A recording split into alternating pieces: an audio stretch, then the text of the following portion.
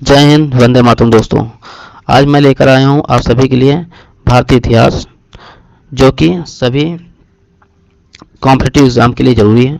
Specially UP triple S C PET में जो कि टॉपिक आ रहे हैं वो सभी टॉपिक इसमें कवर किए गए हैं। तो अंत तक बने रहिए और वीडियो को देखिए। चलिए स्टार्ट करते हैं। सबसे पहले है आपका भारतीय इतिहास की बात करें तो प्राचीन भारत। प्राचीन भारत में सिंधु घाटी सभ्यता। सिंधु घाटी सभ्यता की बात करें तो सिंधु घाटी सभ्यता जो एक थी वो एक नगरीय सभ्यता थी, एक आपकी प्रथम नागरिक क्रांति भी कहलाती है। भारत में पुरातत्व विभाग के जनक जो हैं वो आपके अलेक्जेंडर कनिंघम हैं।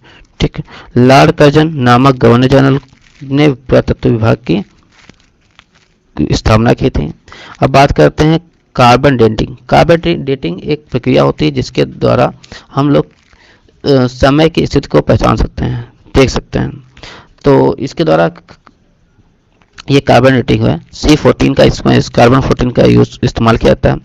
पद्धति से इस सभ्यता की सर्वमान्य तिथि यानी 2517 से 1700 BC बताई गई है। पानी के निकास के अगर पानी के निकास की बात करें तो नालियाँ जो होती थी वो आयताकार या वर्गाकार होती थी। मुख्य व्यवसाय अगर बात करें तो मुख्य व्यवसाय इनका उत्पादन था, और उत्पादन में क्या करते थे, जौ और गेहूं। इस सभ्यता का सबसे पूर्वी स्थल जो है वो आलमगीरपुर मेरठ है। सबसे पश्चिमी स्थल की बात करें तो सुतकांगेडोर पाकिस्तान। सबसे उत्तरी स्थल है मांडा J&K। दक्षिणी स्थल दामाबाद। यानी बात करें इस सभ्यता का सबसे पूर्वी स्थल तो आलमगीरपुर मेरठ, पश्चिमी स्थल सुतकांगेडोर, उत्तरी स्थल मांडा जम्मू कश्मीर, सबसे दक्षिणी स्थल दामाबाद महाराष्ट्र। फिर बात करते हैं हम लोग, सबसे पहले हड़प्पा नामक स्थल खोजा गया था, फिर उसके बाद मोहनजोदड़ो नामक स्थल खोजा गया। इसके बाद यह सिंधु घाटी सभ्यता का सबसे बड़ा स्थल है हड़प्पा। सिंधु घाटी सभ्यता की सबसे बड़ी इमारत की बात करें तो अन्नागार तथा उसके बाद स्नानागार है। विश्व में कपास का उत्पादन सर्वप्रथम सिंधुवासियों ने किया था। सिंधुवासी चावल साक्ष्य लोथल से प्राप्त होता है। अगर बाजरा की बात करें तो वो साक्ष्य कहाँ से मिलेगा, लोथल और सौराष्ट्र से। सरसों की बात करें तो साक्ष्य कालीबंगा से प्राप्त हुआ है। अब बात करते हैं खोज वर्ष, स्थान, खोजकर्ता और नदी स्थिति। तो बात करें हड़प्पा की। हड़प्पा जो है 1921 में खोजा गया। खोजकर्ता थे आपके दयाराम साहनी, और नदी जिस नदी किनारे पाया गया वो रावी नदी थी। अगर बात करें प्रेजेंट टाइम की तो प्रेजेंट टाइम ये पाकिस्तान में है। 1922 मोहनजोदड़ो, इसकी खोजकर्ता के राखालदास पंडित जी हैं। नदी की बात करें तो सिंधु घाटी, सिंधु नदी, और स्थिति की बात करें तो पाकिस्तान, ये भी है आपका। चंदूड़ो की खोज 1931 में हुई थी। गोपाल कृष्ण मजूमदार, सिंधु नदी पाकिस्तान। 1953 कालीबंगा। वीवी लाल, अगर नदी बात करें तो घग्गर नदी, स्थान राजस्थान। 1953 रंगपुर, इसकी खोज की थी रंगनाथ ने। अगर बम नदी की बात करें तो मादर नदी, गुजरात, स्थान लोथल की खोज 1957 में हुई थी। इसके खोजकर्ता रंगनाथ राव, नदी भोगवा, गुजरात, स्थान। 1953 रोपड़, खोजकर्ता जगदत्त शर्मा, नदी सतलज और स्थान पंजाब। 1974 वनमाली, रविन्द्र सिंह बिष्ट इसके खोजकर्ता हैं। रंगोई, स्थान नदी और हरियाणा, स्थान है आपका। 1990 से 91 धौलावीरा ये आपका स्थान, और रविन्द्र सिंह बिष्ट इसके खोजकर्ता थे। रंगोई नदी के किनारे ये भी पाया जाता है। अगर बात करें प्रेजेंट टाइम कहाँ है तो गुजरात में है। सुतकांगेडोर की खोज हुई थी 1962 में। इसके खोजकर्ता हैं अरेनस्टाइन।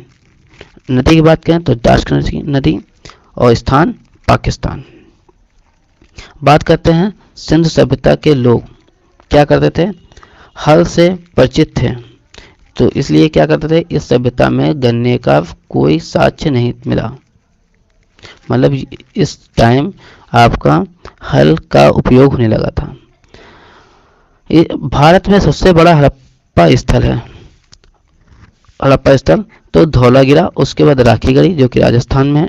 यहाँ की सड़कें एक दूसरे को समकोण पर काटती थी। ठीक, कहाँ काटती थी, समकोण पर काटती थी। ये मुख्यतः व्यापारी थे, लेकिन क्या करते थे, मुद्रा जो थी वो क्या करते थे, मुद्रा का उपयोग प्रचलन नहीं था, यानी मुद्रा जो है प्रचलित नहीं थी आपकी, यानी एक दूसरे मतलब चीज़ों को ट्रांसफ़र करते थे, एक दूसरे से एक्सचेंज कर लेते थे। फिर बात करते हैं रोपड़ में मनुष्य के साथ कुत्ते को भी दफनाया जाता था। इसका मतलब ये क्या करते थे, कुत्ते को पालते थे। इससे पता लगता है कुत्ता एक पालतू जानवर था उस टाइम पे भी। फिर बात करते हैं हम लोग सिंधु घाटी में मंदिर की। तो मंदिर इसमें क्या था आपका, मंदिर को का कोई साक्ष्य मिला नहीं है। स्वास्तिक चिन्ह, अगर स्वास्तिक चिन्ह की बात करें तो मोहनजोदड़ो की एक मोहर से प्राप्त हुआ है। इस सभ्यता के लोग मुख्य रूप से कुबड़ वाले सांड की पूजा किया करते थे। हड़प्पा सभ्यता से वृक्ष की पूजा भी के साक्ष्य मिले हैं। इसका मतलब है वृक्षों की पूजा होती थी। इस सभ्यता के लोग अंत्येष्टि क्रिया से परिचित थे तथा लोथल में युग्म समाधि के भी साक्ष्य मिले। मोहनजोदड़ो में सबसे ज़्यादा मोहरें सैल खड़ी से बनी थी। इस सभ्यता की लिपि भाव चित्रात्मक थी। अगर बात करें जो कि लिखी कैसे जाती थी, तो दाएं से बाएं, जैसे हम लोग हिंदी बाएं से दाएं लिखते हैं, अगर उर्दू की बात करें तो उर्दू दाएं से बाएं लिखी जाती है, वैसे ही ये भाषा भी आपकी दाएं से बाएं की ओर लिखी जाती थी। इस सभ्यता को प्राग ऐतिहासिक एवं कांस्य युगीन सभ्यता भी कहते हैं तथा इस सभ्यता का समाज मात्र सत्तात्मक था, यानी इस समय जो है मात्र को उच्च स्थान, माताओं को उच्च स्थान प्राप्त था। इस सभ्यता के सर्वाधिक स्थल जो मिले हैं वो गुजरात में मिले हैं, जैसे कि धौलावीरा हो गया आपका, सुतकोदरा हो गया आपका, लोथल हो गया, रंगपुर हो गया। ये सबसे ज़्यादा पाए जाने वाले जो स्थल हैं तो आपके गुजरात में हैं।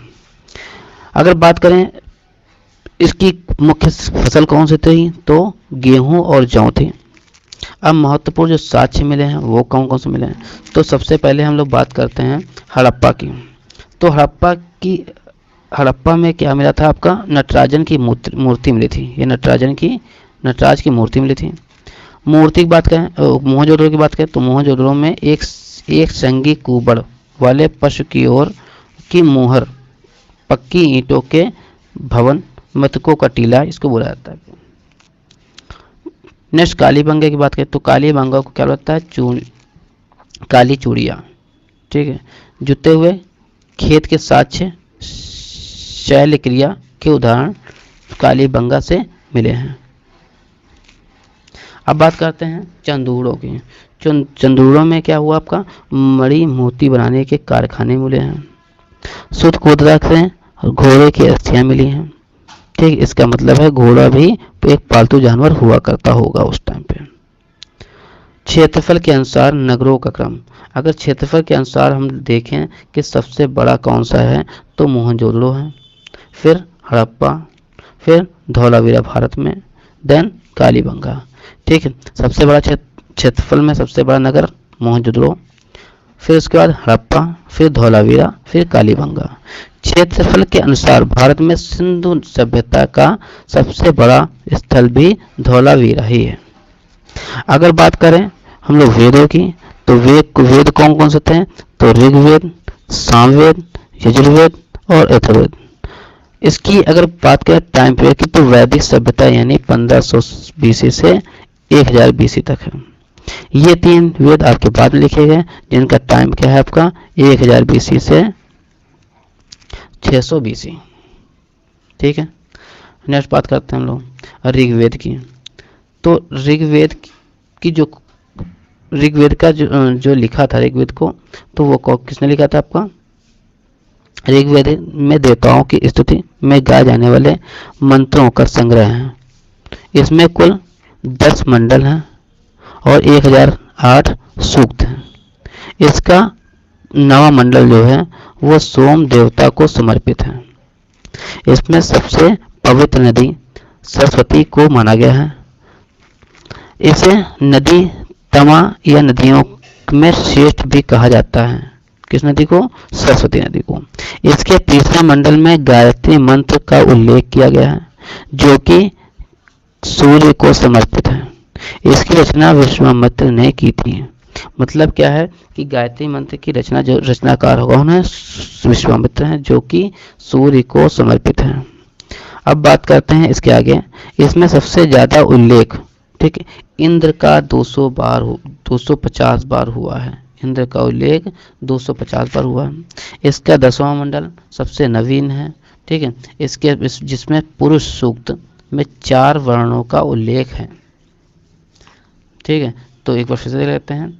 बात करते हैं ऋग्वेद के। ऋग्वेद में इसमें देवताओं की स्तुति में गाए जाने वाले मंत्रों का संग्रह है। इसमें कुल 10 मंडल हैं और 1028 सूक्त हैं।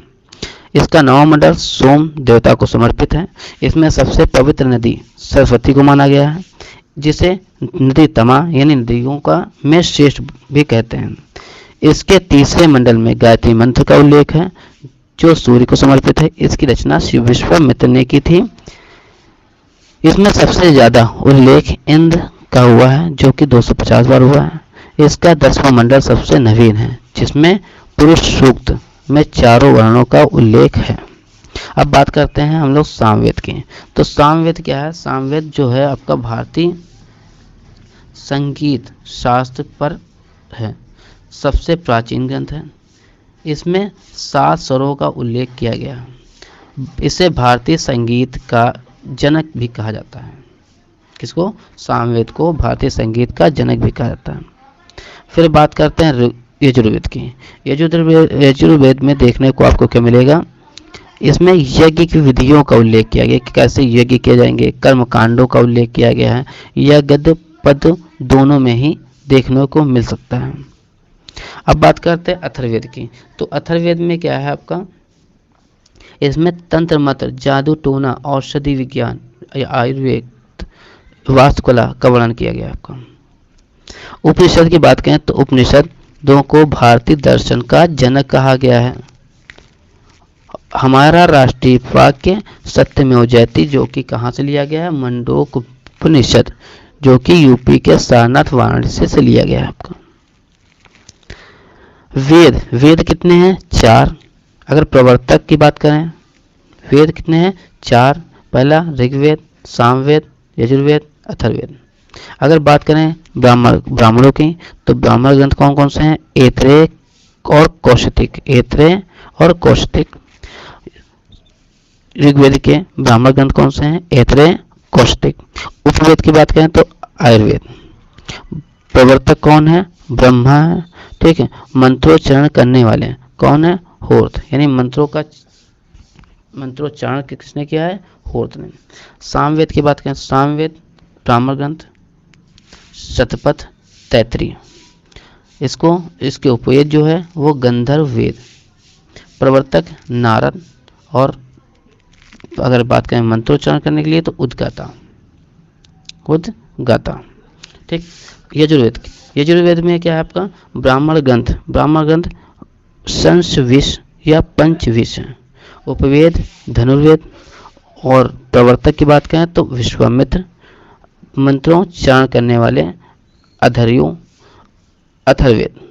अथर्ववेद। इसके जो ब्राह्मण ग्रंथ हैं वो गोपथ ब्राह्मण। अगर बात करें उपवेद की तो शिल्पवेद। प्रवर्तक की बात करें तो आपका विश्वामित्र प्रवर्तक थे। इसके प्रवर्तक कौन है? विश्वामित्र। मंत्रोच्चारण किसने किया है? ब्रह्मा ने। बात करें वेदांग की, तो वेदांग आपका वेदांगों में देखा जाए तो शिक्षा, व्याकरण, छंद, कल्प, निरुक्त, ज्योतिष चीज आपको देखने को मिलेगा। अब बात करते हैं ऋग वैदिक काल समाज की। तो ऋग वैदिक काल समाज यह 3 भागों में विभाजित था। ऋग वैदिक काल 3 भागों में विभाजित था, जिसमें क्या था, राजा हुआ करता था, पुरोहित हुआ करता था और सामान्य जन हुआ करते थे। यानी आपका ऋग वैदिक काल 3 भागों में विभाजित था, राजा, पुरोहित, सामान्य जन। ऋग वैदिक काल में जैसे आपका वैदिक काल या सिंधु घाटी सभ्यता की बात करें तो सिंधु घाटी सभ्यता क्या थी, आपकी मात्र सत्तात्मक थी। वैसे ही आपका ऋग वैदिक सभ्यता जो है, समाज जो है, वो पितृ सत्तात्मक था, यानी मेल्स को ज़्यादा प्रायोरिटी दी जाती थी तथा व्यक्ति की पहचान गोत्र से होती थी। ठीक है, जो कि आपको सिंधु घाटी सभ्यता में देखने को नहीं मिला था।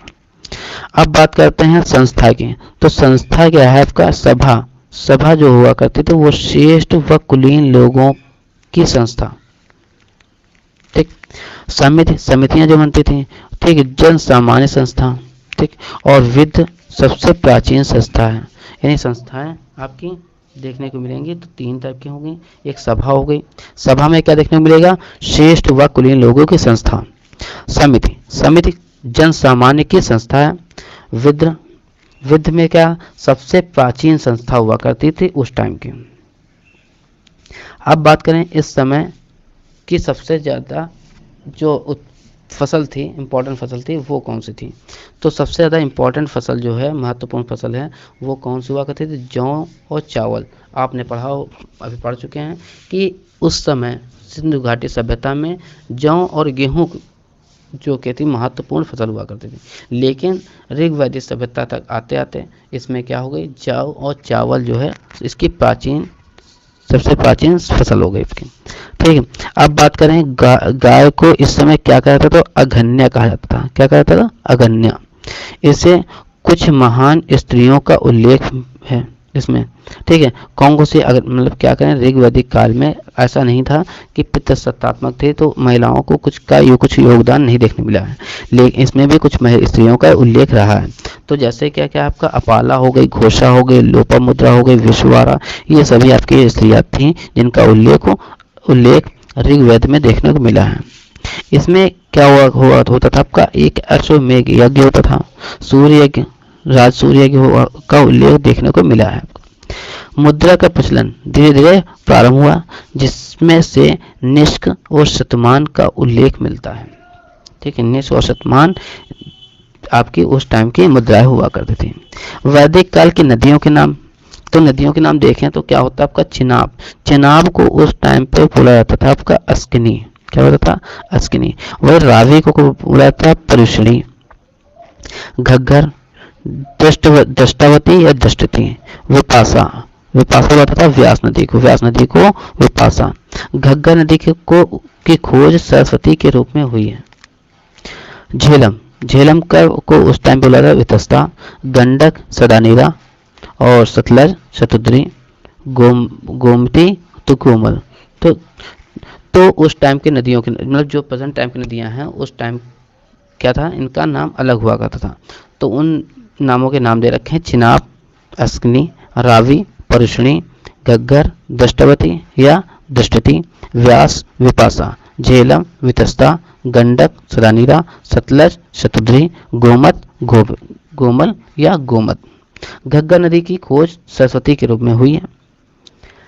ऋग्वेद में प्रयुक्त होने वाली शब्दावली। अब शब्दावली कौन कौन सी उपयोग की जाती थी, मतलब जैसे क्या आज प्रेजेंट टाइम पे पीएम है, ठीक है, और आपका हो सकता है राष्ट्रपति हैं, ठीक है, जनसंख्या है, जनमानस है, ठीक है, ऐसे देखने को मिलता है। तो वैसे ही वहाँ पर भी क्या होता था आपका, कोई राज करता होगा, ठीक है, तो उनको क्या बुलाया जाता था आपका, तो जो राज करता था उसे बुलाता था गुप्ता। क्या बुलाता था, गुप्ता। युद्ध में जो करना जाता था उसको गोविष्ट बुला जाता था। ठीक है, और जो आपका व्यापारी हुआ करते थे उनको पणी बोलते थे। क्या बोलते थे, पणी। आपको उनको बोलते थे पणी। ठीक, गुप्तचर को बुलाता था स्पर्श। गाय को अगन्या पहले ही पढ़ चुके हैं, अगन्या बुलाता है। हल को लांगल बुलाता है। क्या बुलाता है, लांगल। अधिकारी जो हुआ करता था उस टाइम का रत्नी हुआ करता था। सीता जो हुआ था सीता किसको बोलते थे, तो खेत में जो हल चलाया था उसको बोलता था। सीता जो हुआ करती थी, खेत में जो हल से नालियाँ बनी होती थी उनको बोलते थे सीता। ठीक है, तो आई होप आपके लिए ये नोट्स इम्पोर्टेंट होंगे, आगे नेक्स्ट क्लास में कवर करेंगे। तब तक के लिए धन्यवाद, बाय बाय।